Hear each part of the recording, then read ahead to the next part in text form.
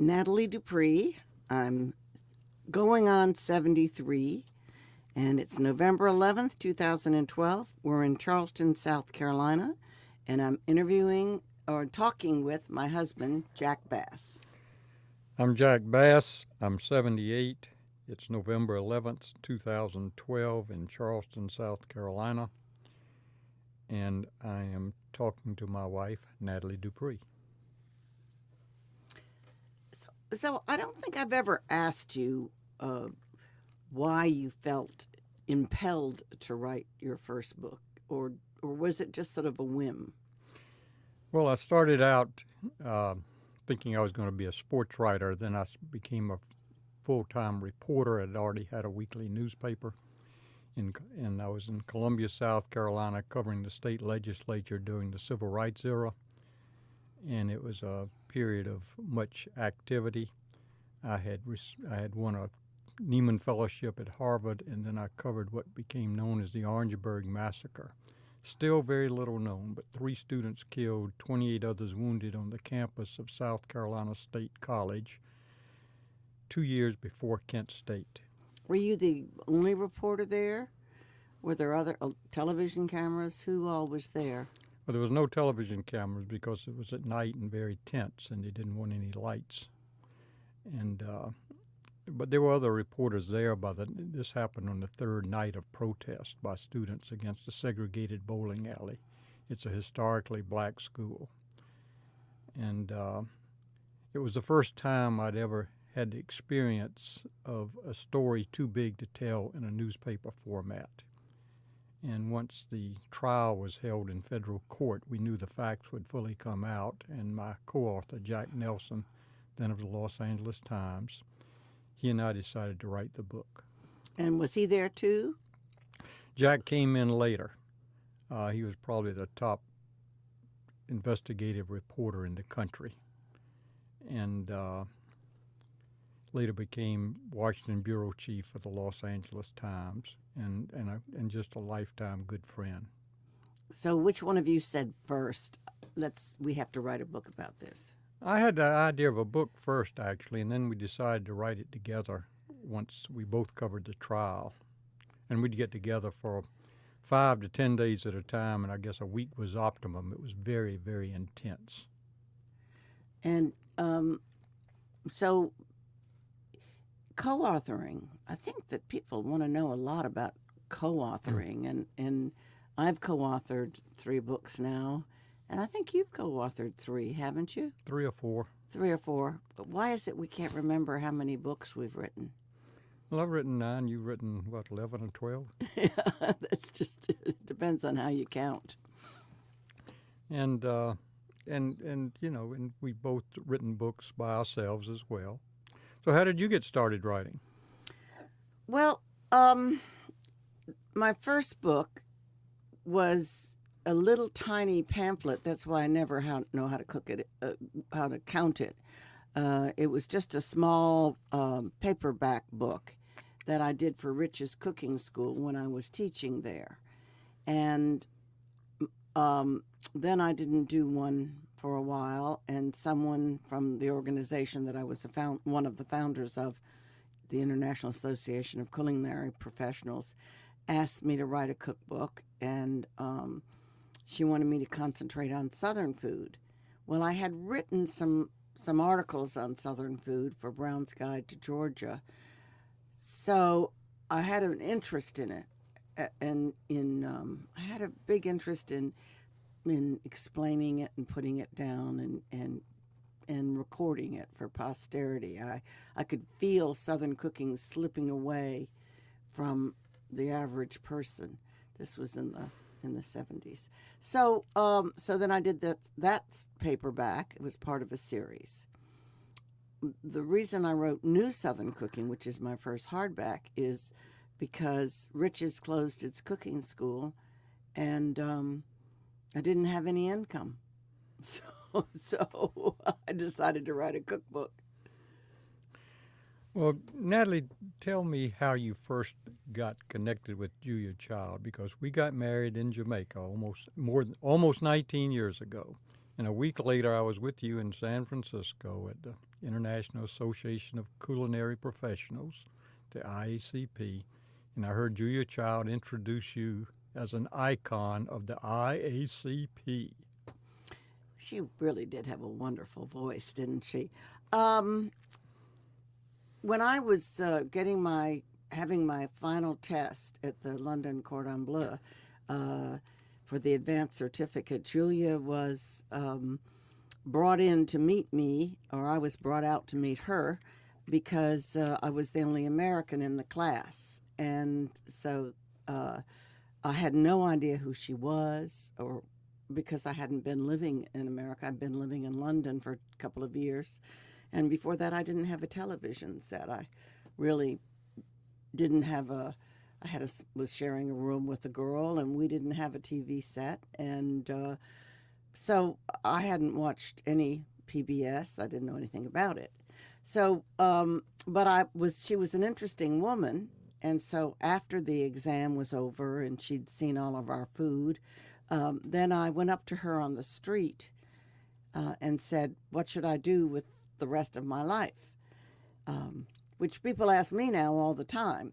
And so she said, "Well, we need cooking schools in America." So she planted that seed, and that's what I ultimately did, realizing that I did want to be a teacher.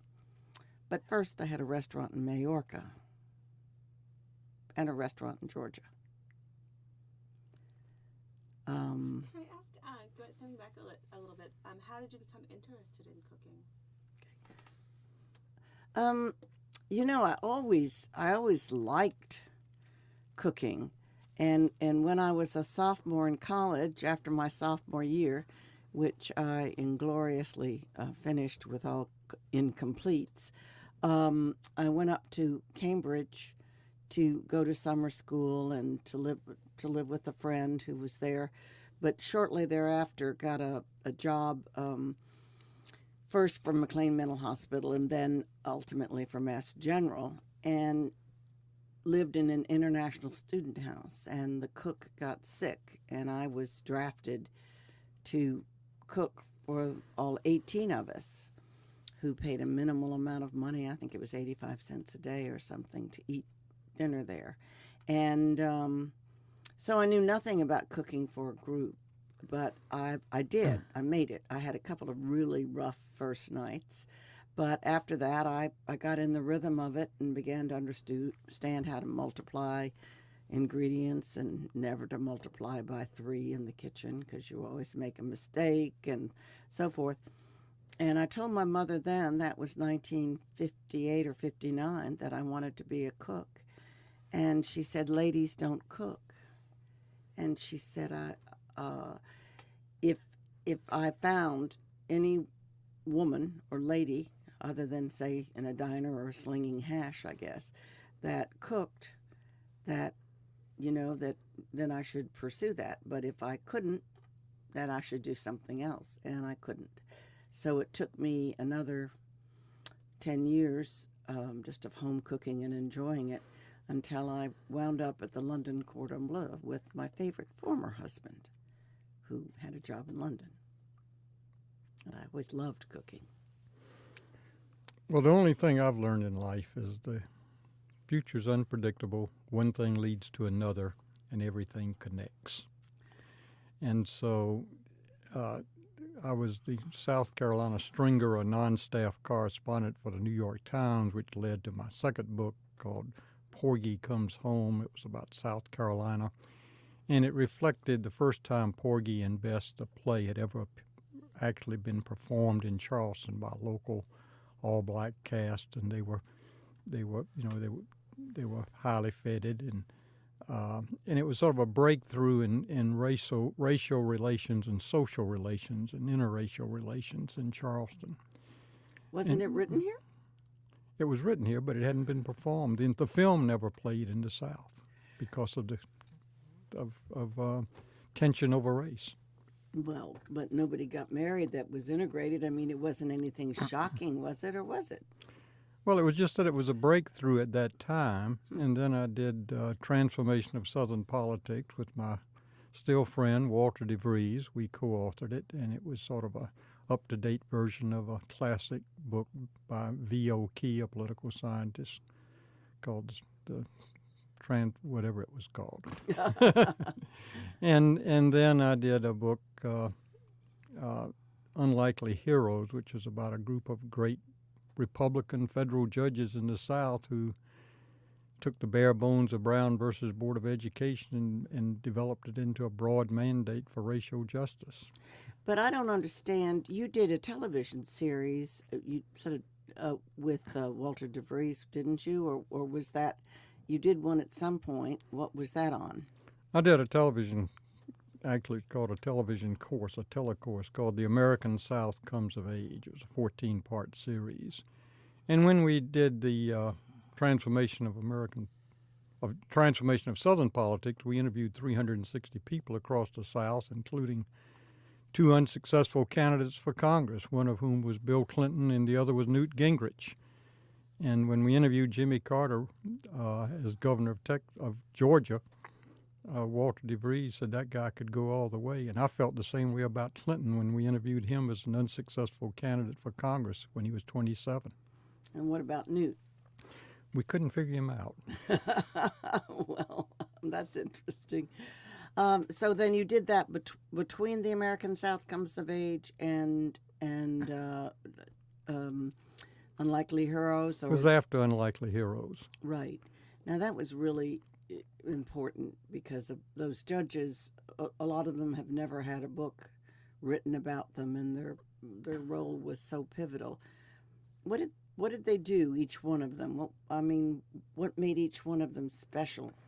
It was the combination of them, and they each had a vision of America that they were Republicans at a time when Democrats were still the segregationist party in the South. And they were very active in the Eisenhower campaign in the South. And at the National Convention, they played pivotal roles in Dwight Eisenhower getting the Republican nomination in 1952. But how did that make them qualified to, or put them in this position to make all these major civil rights decisions? Well, they ruled on the issues that came before them. You know, it was the civil rights movement that brought the cases to the courts, and then they ruled on them. And they took literally a provision in the oath of office of a federal judge, which is to administer justice. And they came to define justice as the absence of injustice. And then I did a full biography of one of them later, which Jacqueline Onassis was my editor. She was the best editor I ever had, Judge Frank Johnson of Alabama. And the title was Taming the Storm, and that was with Doubleday. And so now you take over. Well, I was glad that I got to meet Frank Johnson because he was such a imposing figure on his own. He was lanky and kind of reminded me of Abe Lincoln in a way. Well, Mrs. Onassis once told me that she thought he was a very sexy man. But I think he was too, and I met him when he was maybe 80. So No, he died before that. Oh, well, he seemed older at the time. You always say old is 15 years older than you are, so he was at least 15 years older than I was. And but I thought he was very charismatic is not a good word to describe him, but he emanated an aura of authority and power and charm.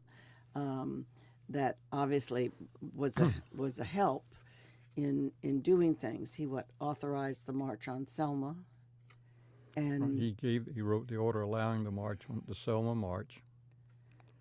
And he was, as the youngest federal judge in the nation, he cast a deciding vote in ending the Montgomery bus boycott that launched Martin Luther King on his career. And Dr. King once said that Judge Johnson, quote, gave true meaning to the word justice. Were they friends?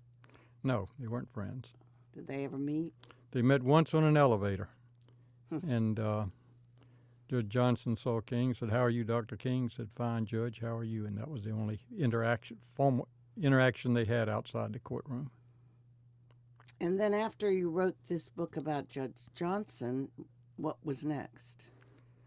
What was next, I think, were 2 biographies of Strom Thurmond. He's pretty different. He's quite different. Well, in many ways, they were alike. They were both so much shaped by the place where they grew up. And Thurmond in Edgefield, South Carolina, and Johnson in Haleyville, Alabama, where it was a county in which twice as many men fought for the Union as the Confederacy during the Civil War. Well, but both of them were kind of a result of not just nature over nurture, but certainly their families had a great deal to do with the kind of people that they turned out to be. I mean, you told me once that Strom Thurmond said his daddy would have been governor, but he had to kill a man once. So Strom was not brought up in a mild family. But his father was a strong political leader, but he did one time kill a man, and he told his son it's not a good thing to do. So he didn't. And then late in life, I was a full professor at University of Mississippi in journalism, and went back and got my doctorate at Emory because my dear wife, who I'm looking at, was then living in Atlanta. And you did that in American Studies. American Studies required only 1 foreign language instead of 2. Right. And So that's why I didn't do it in history. And Strom was your dissertation, but then it became a book, which I think a lot of people must not even know that you could make a dissertation into a book. Well, a lot of people do that. Do they? Yeah. And they have that kind of recognition. So the book was Old Strom, and then after his African-American daughter, Essie Mae, came out after his death, a New York publisher wanted a co-author and I to do a new biography of Strom. It became known as just Strom, the complicated personal and political life of Strom Thurmond. And did you meet that daughter? Didn't you? Oh, yes. I met her briefly when I was working on the first book, and when she found out exactly what I was doing, she then suddenly had to go to the post office.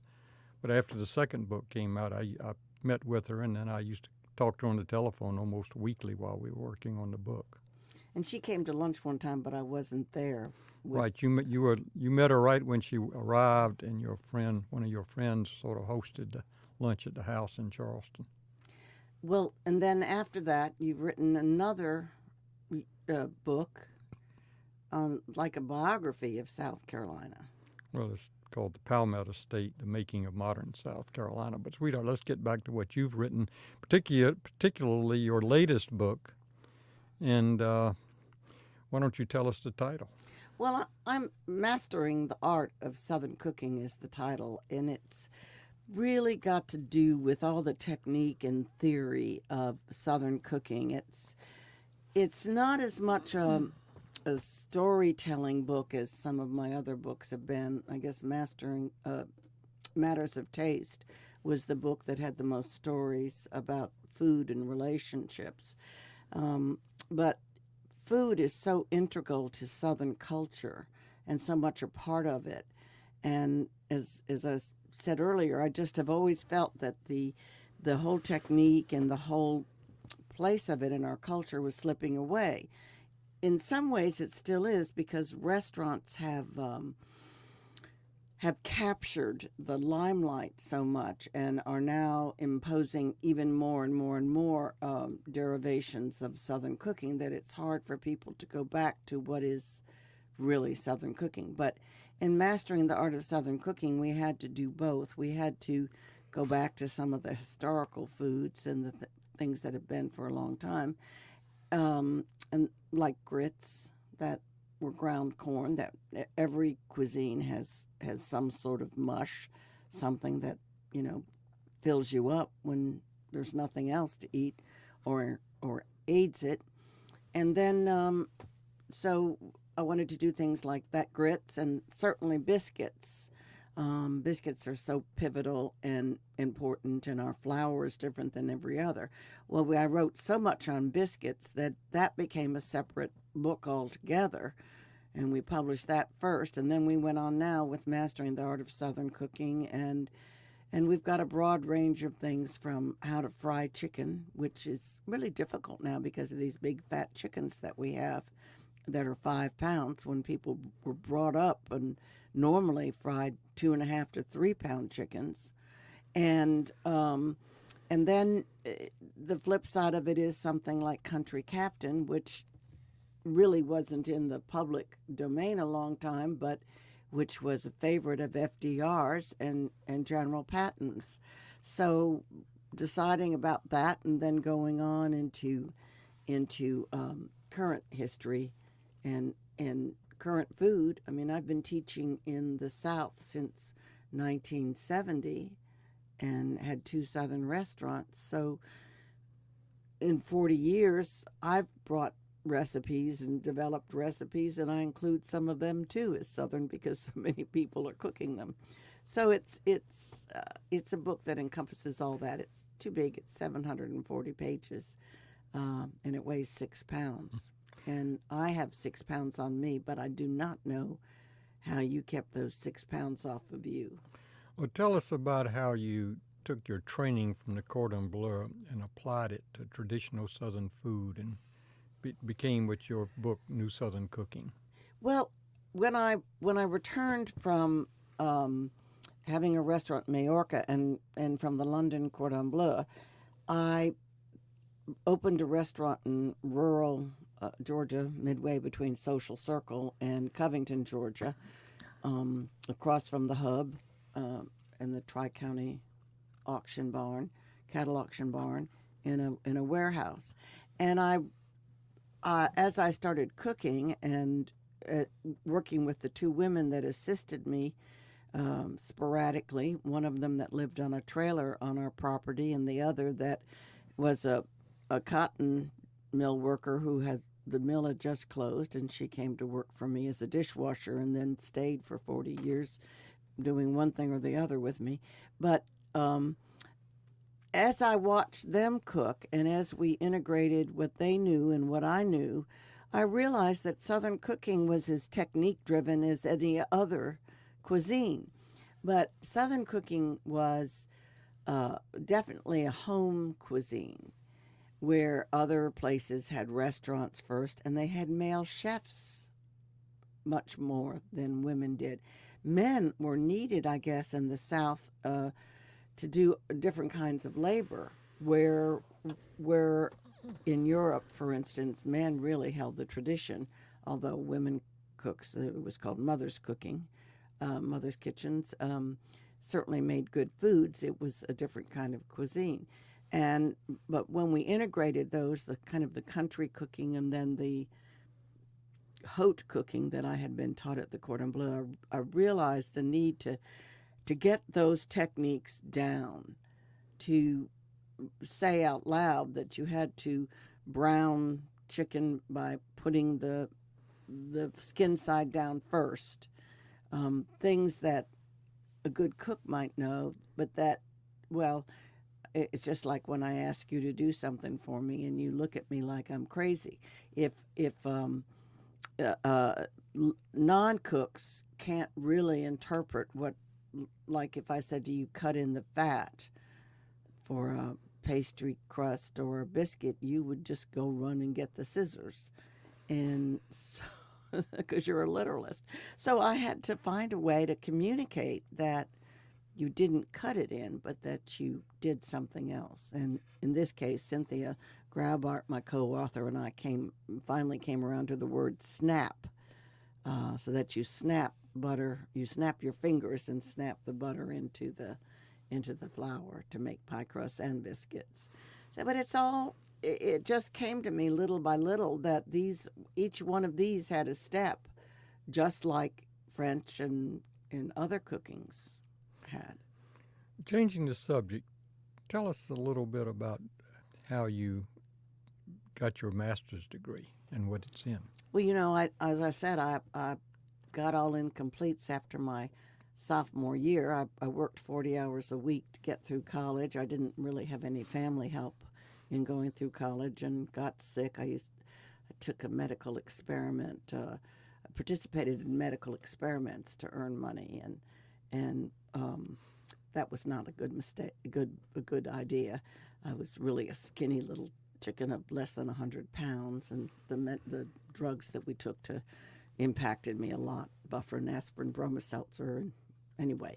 So So I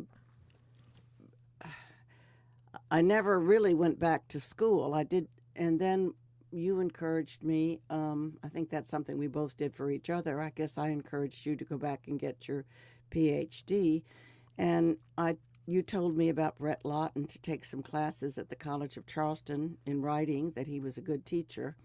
And I've been writing all these years with no real writing instruction.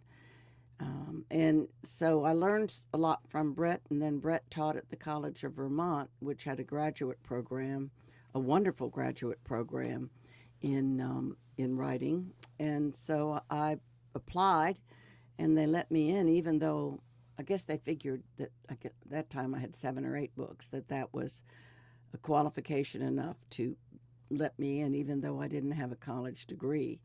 And then I went up and commuted and got my master's degree from the College of Vermont. And I was really gratified, one, to have some sort of a degree, although I have a doctorate, an honorary doctorate from Johnson and Wales that I got before I got my master's degree. I like everything, I kind of do them half-ass backwards, somebody would say. But I really was glad to get that, because it made me feel that I really knew and understood some of the techniques of writing, just like I did of cooking and teaching. And it helped me teach better. That's what I really am, I think, as a teacher. I think if I had been able to get through college, I might have been a good high school teacher. but that didn't happen. So instead, it was teaching cooking all these years. Well, I lived in Oxford, Mississippi, 10 or 12 years, depending on how you count, when I taught at the University of Mississippi. And and yet I think the most southern place on earth is Edgefield, South Carolina, which is where Strom Thurmond grew up. 10 governors of the state came from Edgefield, which today has less than 30,000 population in the county. And but 10 governors did come from Edgefield, and as Strom once said, his father would have been elected governor, quote, except he had to kill a man one time.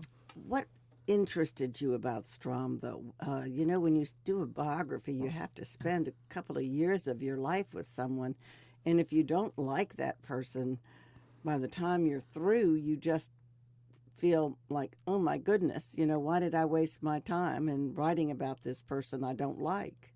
Well, Strom just always intrigued me. He once called me a skunk, and I learned something very important. The next week I got a little package and a note, and the note said, "Dear Jack, I thought you'd like to have a copy of this book of memorials and testimonials, a government printing office booklet of our good friend Mendel Rivers, who is a legendary congressman from Charleston." And it included the obit I wrote about Mr. Rivers.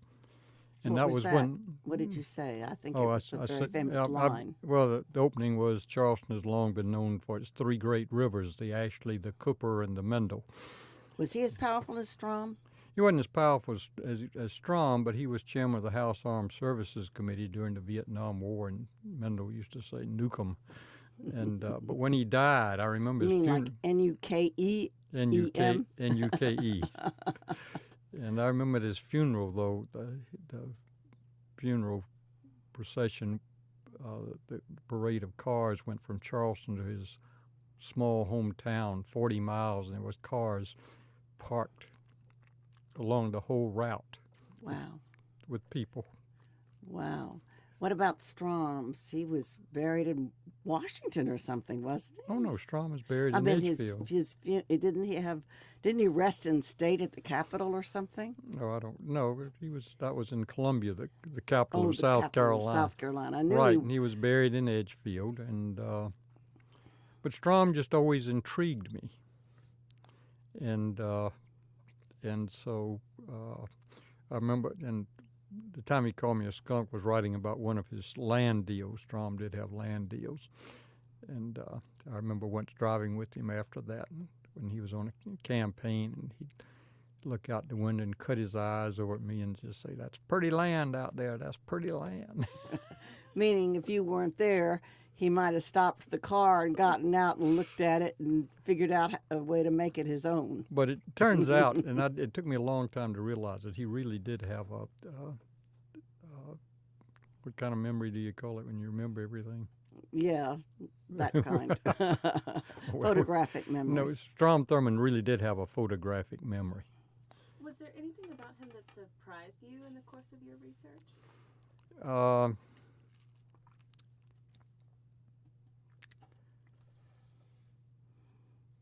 There was one story that Harry Dent, Strom Thurmond's top aide, told that when before he married Nancy, his second wife, and she was 22 and he was 66, and Harry Dent and his other top advisor, young advisor, Fred Bazart, told Strom that he'd be making a fool of himself, he shouldn't do this, and so forth. And so Strom told me, so I'll tell you what. He said, I'm going away for a few days. You go talk to Nancy. If you talk her out of it, that'll be okay. Nothing more will ever be said. So they talked to her and told her all sorts of things that, at that age, children could be misformed and all this sort of stuff, terrible things that could happen. And when they finished, she said, but I love him. He really had a way with women. He was very attractive to women. He did have a way with women. And you don't think he forced himself on women earlier in life, where maybe as he got older he did become a bit of a fanny patter? Well, there was a story told of a federal judge in South Carolina whose father-in-law had been a state senator, and at her investiture, that's the swearing-in ceremony, the state senator, Marshall Williams of Orangeburg, at her investiture talked about how he used to double date with Strom, and Marshall said, and I always had to drive because Strom needed both hands in the back seat. This is the kind of thing they talk about at investitures of federal judges. Strom really captivated everything he went into, and you liked him at the end. He always intrigued me. I never disliked him. I always found him very interesting. I never voted for him. I probably would have voted for him when he ran for governor. Strom started out as a New Deal Democrat.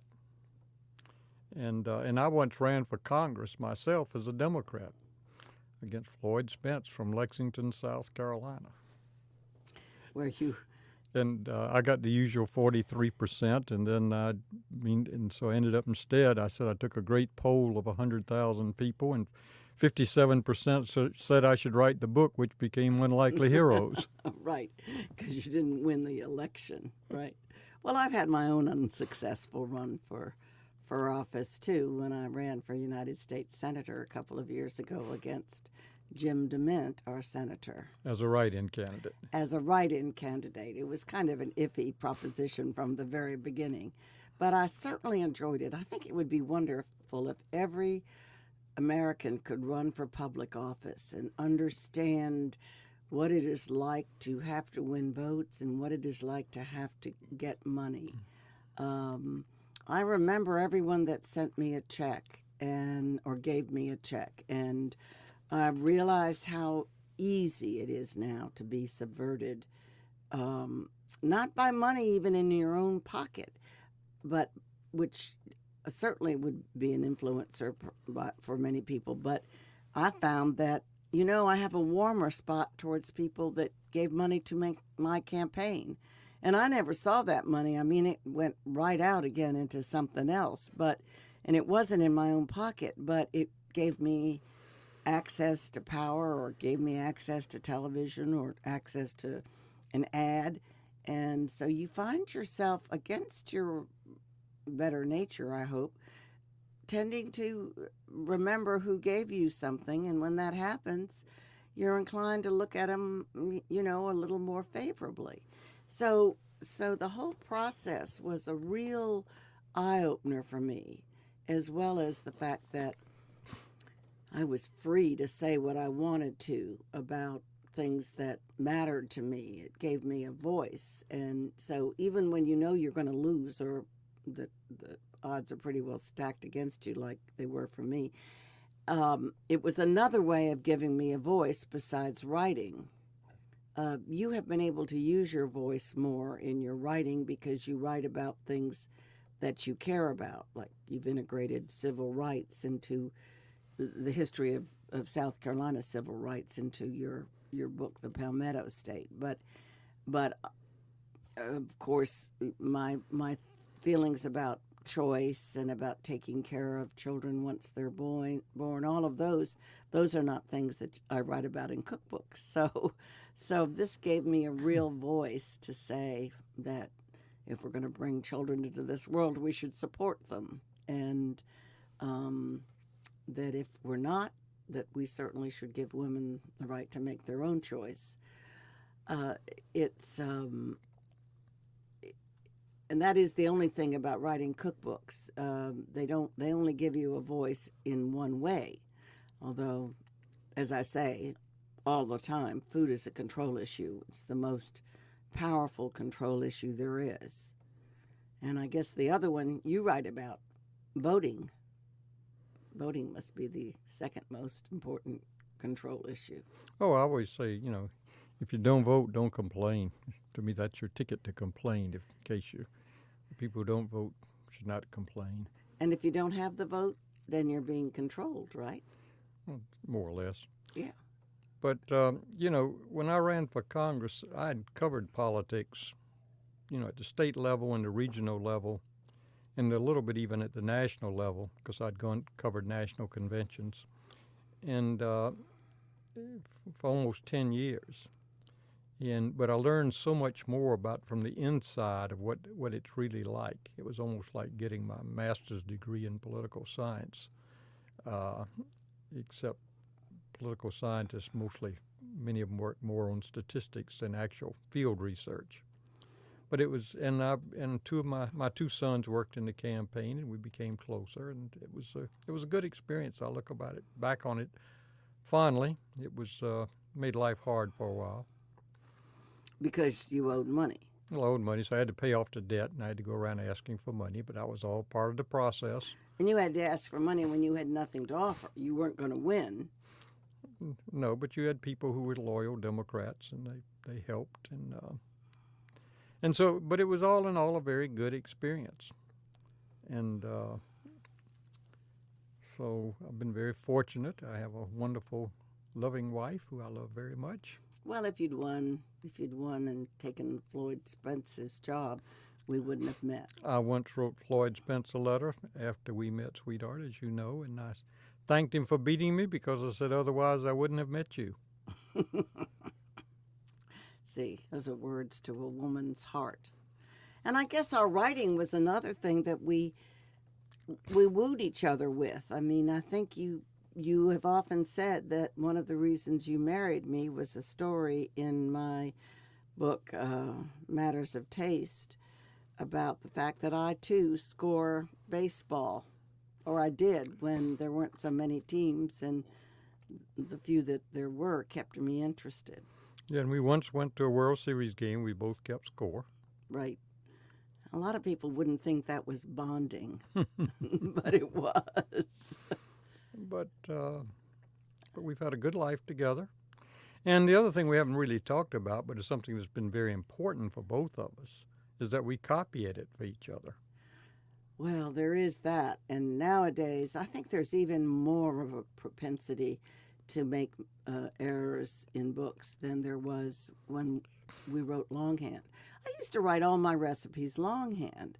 And when you do that, you are less likely to make a mistake than you are when you write on a computer, and it's all so fast and it's so small. Computers are great because you get to put so much down so fast, but they're an enemy because they're facile. You can just slip a word in there, where if you're writing on paper, you might agonize about that word for 5 minutes or 5 hours, going back and looking for the right word and scratching through. So what would you want to be remembered for? Which one of your books do you think will give you the greatest legacy, maybe for the world or for your South Carolina or your children? Which one? Well, books are sort of like children. It's hard to say this is my favorite. But I think in the end, probably the most important book I wrote was probably the Orangeburg Massacre, because it's still in print with Mercer University Press. All royalties from the book go to a special scholarship fund. at South Carolina State. It's been in print with Mercer longer than any other book they've published. They were not the original publisher. It was a New York publisher, and it was a horrible publishing story behind it, and I won't go into that here because it takes too long to tell it. But the day the book came out, the Orangeburg Massacre, in the initial hardback, there were front page stories about it in the New York Times, the Washington Post, the Los Angeles Times, and the A-Wire, the national wire of the Associated Press, and not a single book in a bookstore. But you put the murder of those 3 boys. It was not murder. What was it? But you put the death of those 3 boys on the front pages. Yeah. And that was important because otherwise it would have gone unnoticed, No, except in the hearts of the people that were there. And I still use I've the always used families. the book in teaching. And college students react to the book. As a book they'd read and write a book review, so they'd learn how to write a book review. But they identified with it. These were college students, just like the students writing it was. And it's beginning to get more and more use in classrooms, and I'm very pleased about that. I guess the book that I'd like to say that I think this book, Mastering the Art of Southern Cooking, would be the most important and pivotal of my works. But in the long run, New Southern Cooking, which I wrote in the 80s, did start the movement towards recognizing not just classical Southern cooking, but what was happening today in that era. And so probably New Southern Cooking was pivotal. And also I really had the first major nationwide television show on Southern cooking. Natalie, we haven't talked at all about your television work. Well, How many doesn't look like series what I've did you done. have on? How many series did you have on PBS and on the Food Channel? Well, between the Food Network and PBS, and then they reran on the Learning Channel. I had 300 television shows, most of which were on Southern cooking or entertaining, which is the other thing that people are afraid of. So I love doing those too. But I think the 2 venues, the books and the television, have allowed Southern cooking to primed the pump for Southern cooking to have its place historically. Let as me a ask you a cuisine. personal question. Am I the best dishwasher you've ever been married to? Dishwasher loader you've ever been married to? I don't know that I always had a dishwasher with the other husbands, so certainly you're the best.